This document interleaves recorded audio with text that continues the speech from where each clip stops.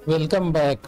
Core Java series में हम लोग आ गए हैं एक बहुत ही इम्पोर्टेंट टॉपिक जो कि है ऑब्जेक्ट ओरिएंटेड प्रोग्रामिंग इन जावा। तो इसमें सबसे पहले हम लोग इसका इंट्रोडक्शन समझते हैं कि ये है क्या ऑब्जेक्ट ओरिएंटेड। इसका बहुत नाम सुनते हैं और ये बहुत ही ज़्यादा यूज़ भी होता है और बहुत ही ज़्यादा इसका कॉन्सेप्ट थोड़ा कंफ्यूजिंग टाइप का भी है। तो इसको हम लोग समझते हैं। तो चलिए शुरू करते हैं। ऊप्स कॉन्सेप्ट्स को समझते हैं इसको।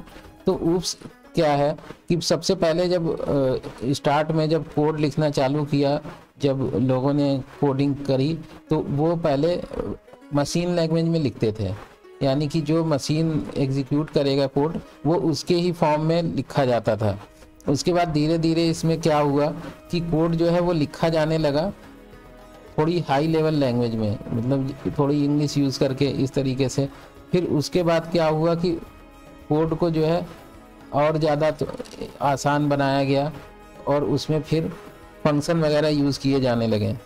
जैसे जावा स्क्रिप्ट में भी अभी आप देखेंगे तो उसमें कुछ भी करना है तो उसके लिए हम फंक्शन लिखते हैं।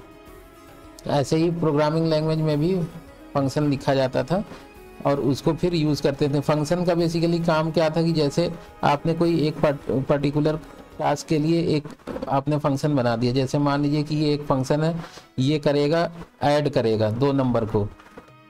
तो 2 नंबर को ऐड करने का एक बार आपने फंक्शन ले लिया, अब इसको जितनी मर्जी उतनी बार आप 2 नंबर को ऐड करने के लिए यूज़ कर सकते हैं। ऐसे ही मान लीजिए कि एक और फंक्शन आपने बनाया 2 नंबर को आप मल्टीप्लाई करने के लिए, तो इसको भी मल्टीपल टाइम यूज़ कर सकते थे। यहाँ तक तो लाइफ ठीक चल रही थी। उसके बाद जब रियल टाइम प्रॉब्लम को सॉल्व करने की बारी आई, जैसे कि मान लीजिए कि कोई स्कूल मैनेजमेंट सिस्टम आपको बनाना है। अब उसमें स्कूल मैनेजमेंट सिस्टम में क्या होगा कि उसके अंदर बहुत सारे स्टूडेंट हो सकते हैं, टीचर हो सकते हैं, और भी चीज़ें हो सकती है, फीस स्ट्रक्चर हो सकता है।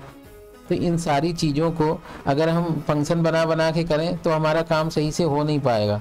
तो इसके लिए फिर क्या कॉन्सेप्ट आया कि इसकी हम अगर क्लास बना लें, तो क्लास का कॉन्सेप्ट तभी से आया। जैसे क्लास होती है तो क्लास में 2 चीज़ें होती है, एक तो होती है उसकी प्रॉपर्टी और दूसरा होता है उसका बिहेवियर। तो प्रॉपर्टी क्या होती है बेसिकली, जो इसके अंदर हम प्रॉपर्टी में, जैसे मान लीजिए कि एक स्टूडेंट है, अगर क्लास स्टूडेंट की बना रहे हैं हम लोग, यहाँ पे लिख भी देते हैं,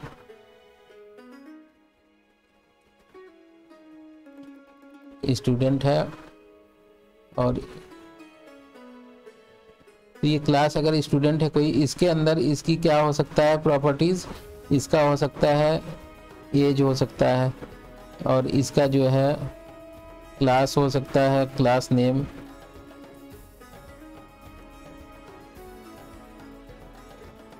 इसका हो सकता है सब्जेक्ट।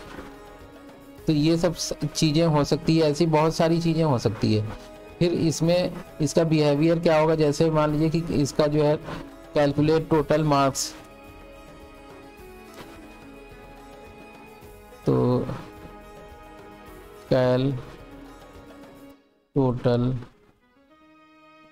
मार्क्स ये हो सकता है। प्रिंट मार्कशीट ये हो सकता है एक। तो ये इसका बिहेवियर। अब ये एक क्लास हमने बनाया एक स्टूडेंट के लिए, अब इसको हम मल्टीपल स्टूडेंट के लिए यूज़ कर सकते हैं। तो इसलिए ये ऊप्स कॉन्सेप्ट में बहुत सारी चीज़ें हमारी आसान हो गई। अगर यही हम विदाउट ऊप्स के करें तो हमारे लिए बहुत डिफ़िकल्ट हो जाएगा। एक स्टूडेंट के लिए तो हम लोग कर लेंगे इजी, उसमें वेरिएबल बना लेंगे, मेथड बना लिया, हो गया। लेकिन जब हमारे पास एक स्टूडेंट तो होंगे नहीं स्कूल में किसी, उसमें तो मल्टीपल होंगे, बहुत सारे स्टूडेंट होंगे, उनकी क्लास भी अलग होगी, उसमें बहुत सारे टीचर्स होंगे। तो फिर जब ये रियल टाइम प्रॉब्लम को सॉल्व करने के लिए अगर हम ऊप्स को यूज़ नहीं करें तो हमारी लाइफ बहुत ही डिफ़िकल्ट हो जाएगी। तो इसके लिए फिर आया ये ऊप्स कॉन्सेप्ट। ऊप्स कॉन्सेप्ट में ये मेन जो चीज़ थी वो है क्लास, और इस क्लास का फिर हम जब क्लास को यूज़ करके ऑब्जेक्ट बनाएंगे।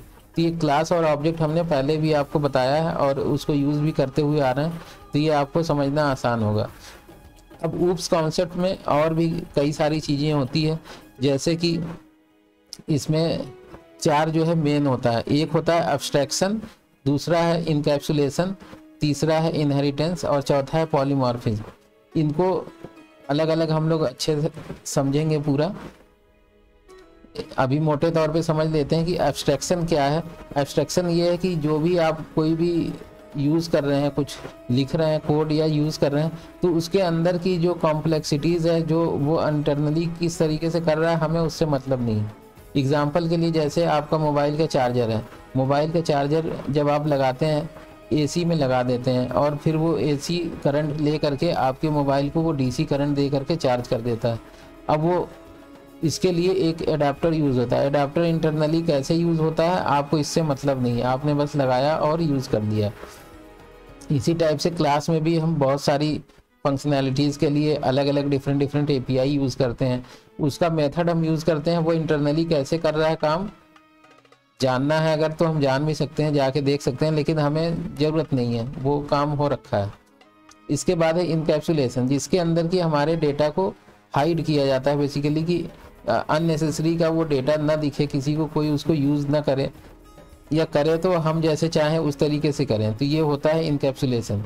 इसके बाद है इनहेरिटेंस। इनहेरिटेंस जैसे रियल लाइफ में होता है कि कोई भी प्रॉपर्टी किसी को इनहेरिटेंस, यानी कि उसके अगर फादर की थी तो बेटे को मिली तो वो इनहेरिटेंस होता है। ऐसे ही क्लास में भी हम लोग यूज़ करते हैं। जैसे हम अभी एग्जांपल में ये एक स्टूडेंट क्लास थी, अब मान लीजिए कि कोई एक जो है एक मॉनिटर है क्लास का, वो भी एक स्टूडेंट होगा, तो उसकी सारी प्रॉपर्टी तो स्टूडेंट वाली ही होगी, कोई एक दो प्रॉपर्टी और हो सकता है उसके अंदर हो।